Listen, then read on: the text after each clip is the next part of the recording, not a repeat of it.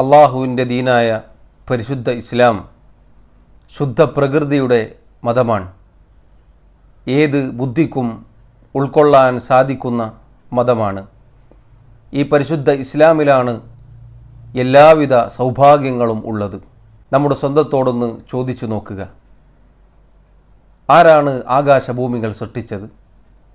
ആരാണ് സൂര്യനെയും ചന്ദ്രനെയും സൃഷ്ടിച്ചത്?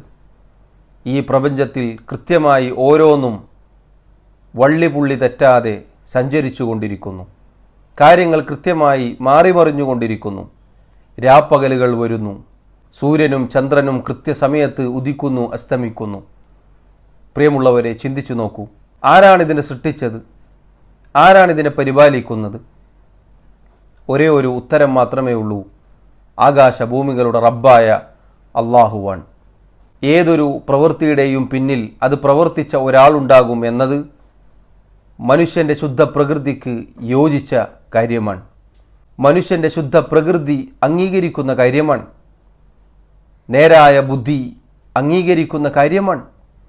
ഈ കാണുന്ന പ്രപഞ്ചം, ആകാശഭൂമികൾ, സൂര്യനും ചന്ദ്രനും, കടലുകളും നദികളും പുഴകളും അരുവികളും മനുഷ്യരും മറ്റു ജീവജാലങ്ങളും ജന്തുക്കളും വെറുതെ ഉണ്ടായതാണ് എന്ന് എങ്ങനെ ബുദ്ധിയുള്ള ഒരാൾക്ക് പറയാൻ സാധിക്കും? എങ്ങനെയാണ് ശുദ്ധ പ്രകൃതി അതിനെ അംഗീകരിക്കുക? ഒരു ചെറിയ കുട്ടി പോലും അത് അംഗീകരിക്കുകയില്ല.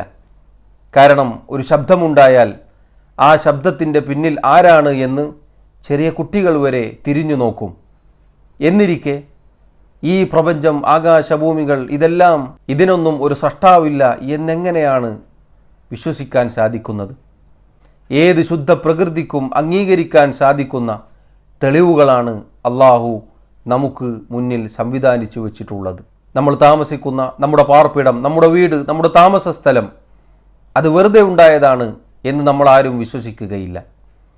ഈ കാണുന്ന നമുക്ക് ചുറ്റും ഉണ്ടായിട്ടുള്ള പുതിയ പുതിയ ആധുനിക സൗകര്യങ്ങൾ, കാര്യങ്ങൾ, ഇത് വെറുതെ ഉണ്ടായതാണ്, തനിയെ പൊട്ടിമുളച്ചതാണ് എന്ന് നമ്മൾ ആരും വിശ്വസിക്കുകയില്ല. എങ്കിൽ ചിന്തിച്ചു നോക്കൂ, എങ്ങനെയാണ് ആകാശഭൂമികളും ഈ കാണുന്ന സർവ്വലോകങ്ങളും തനിയെ ഉണ്ടായതാണ്, ഇതിനൊരു സൃഷ്ടാവില്ല എന്ന് ഒരാൾക്ക് വിശ്വസിക്കാൻ സാധിക്കുക? എങ്ങനെയാണ് സൃഷ്ടാവിനെ നിഷേധിക്കാൻ സാധിക്കുക? എങ്ങനെയാണ് അള്ളാഹു ഇല്ല, ഈ പ്രപഞ്ചത്തിനൊരു സൃഷ്ടാവില്ല എന്ന് വിശ്വസിക്കാൻ സാധിക്കുക? അള്ളാഹു അവനാണ് എല്ലാറ്റിനെയും സൃഷ്ടിച്ചത്. അവനാണ് എല്ലാറ്റിനെയും നിയന്ത്രിക്കുന്നത്. അവനാണ് ജീവിപ്പിക്കുകയും മരിപ്പിക്കുകയും ചെയ്യുന്നത്. നാം കണ്ടതും കാണാത്തതുമായ എന്തൊക്കെയുണ്ടോ അതിൻ്റെ എല്ലാം സൃഷ്ടാവ് അള്ളാഹു മാത്രമാണ്. ഇത് വിശ്വസിക്കാൻ എന്തു പ്രയാസമാണുള്ളത്? അള്ളാഹു അല്ലാതെ ആരാധിക്കപ്പെടുന്ന ഏത് ആരാധ്യ വസ്തുക്കളെയും എടുത്തു നോക്കൂ. അവരൊന്നും ഒരു മൺതരി പോലും സൃഷ്ടിച്ചിട്ടില്ല. ഒരു ഈച്ചയെ സൃഷ്ടിക്കാൻ പോലും അവർക്ക് സാധിക്കുകയില്ല. അവരുടെ കൈകളിൽ നിന്ന് ഈച്ച വല്ലതും തട്ടിപ്പറിച്ചു പോയാൽ അതുവരെ തിരിച്ചു പിടിക്കാൻ അവർക്കൊന്നും സാധിക്കുകയില്ല എന്ന് അള്ളാഹു പരിശുദ്ധ ഖുർആനിൽ ഉണർത്തിയിരിക്കുന്നു. അള്ളാഹു നമ്മെ സൃഷ്ടിക്കുകയും നമുക്ക് വേണ്ട കാര്യങ്ങൾ നൽകുകയും നമ്മിലേക്ക് പ്രവാചകന്മാരെ അയക്കുകയും നമുക്ക് വേദഗ്രന്ഥം അവതരിപ്പിച്ച് നൽകുകയും ചെയ്തത് നമ്മൾ അള്ളാഹുവിൻ്റെ അടിമകളായി തീരുവാൻ വേണ്ടിയാണ്. ഇഹലോകമെന്നത് പരീക്ഷണത്തിൻ്റെ കേന്ദ്രമാണ്. ഈ പരീക്ഷണത്തിൽ ആര് വിജയിക്കുന്നുവോ അവരാണ് സ്വർഗാവകാശികൾ, അവരാണ് രക്ഷപ്പെട്ട ആളുകൾ. അവർക്ക് മാത്രമേ പരലോകത്ത് വിജയിക്കാൻ സാധിക്കുകയുള്ളൂ. നോക്കൂ നിങ്ങൾ, എത്ര മനോഹരമായ വിശ്വാസ ആദർശമാണിത്. തുടക്കത്തിൽ സൂചിപ്പിച്ചതുപോലെ ഏത് ശുദ്ധ പ്രകൃതിക്കും അനുയോജ്യമായ ആദർശമാണിത്.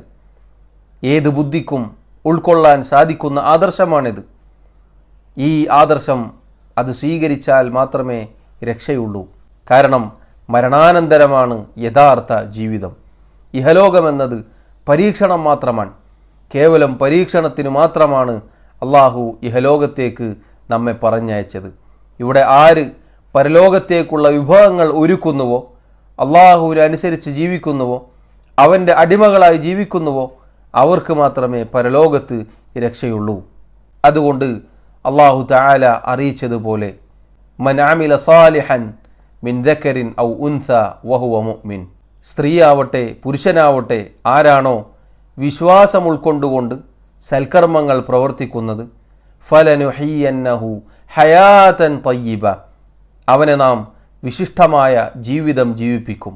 വലനജ്സിയന്നഹും ബിഅഹ്സനി മാ കാനൂ യഅമലൂൻ, അവർ പ്രവർത്തിച്ചതിൻ്റെ കാരണമായി ഏറ്റവും നല്ലത് അവർക്ക് നാം പരലോകത്ത് പ്രതിഫലമായി നൽകുകയും ചെയ്യും.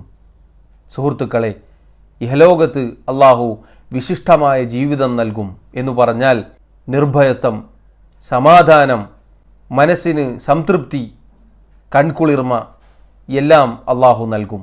പരലോകത്താവട്ടെ ഏറ്റവും നല്ലത് എന്ന് പറഞ്ഞാൽ ഒരു കണ്ണും കണ്ടിട്ടില്ലാത്ത, ഒരു കാതും കേട്ടിട്ടില്ലാത്ത, ഒരു സൃഷ്ടിയുടെ ഹൃദയം കൊണ്ട് ചിന്തിക്കാൻ പോലും സാധിക്കാത്ത രൂപത്തിലുള്ള ആ സ്വർഗവുമാണ് അത്തരം ആളുകൾക്ക് അള്ളാഹു ഒരുക്കി വെച്ചിട്ടുള്ളത്. അതുകൊണ്ട് സൗഭാഗ്യത്തിൻ്റെ മതമായ ഈ പരിശുദ്ധ ഇസ്ലാം അത് സ്വീകരിക്കാൻ തയ്യാറാവുക. അഷ്ഹദു അല്ലാ ഇലാഹ ഇല്ലല്ലാഹ് വ അഷ്ഹദു അന്ന മുഹമ്മദർ റസൂലുള്ളാഹ്, അള്ളാഹു അല്ലാതെ ആരാധനക്കർഹനായി മറ്റാരുമില്ല എന്നും മുഹമ്മദ് നബി അള്ളാഹുവിൻ്റെ പ്രവാചകനാണ് എന്നും ഞാനിതാ സാക്ഷ്യം വഹിച്ചിരിക്കുന്നു എന്നു പറഞ്ഞുകൊണ്ട് പരിശുദ്ധ ഇസ്ലാമിലേക്ക് പ്രവേശിക്കാം. അതിനുശേഷം ഇസ്ലാമിൻ്റെ മറ്റു വിധിവിലക്കുകൾ പഠിച്ചെടുക്കുകയും അങ്ങനെ അതിലായിക്കൊണ്ട് ജീവിച്ചു മരിക്കുകയും ചെയ്താൽ രക്ഷപ്പെടാം, പരലോകത്ത് വിജയിക്കാം, സ്വർഗത്തിൽ പ്രവേശിക്കാം. അള്ളാഹു അനുഗ്രഹിക്കുമാറാവട്ടെ.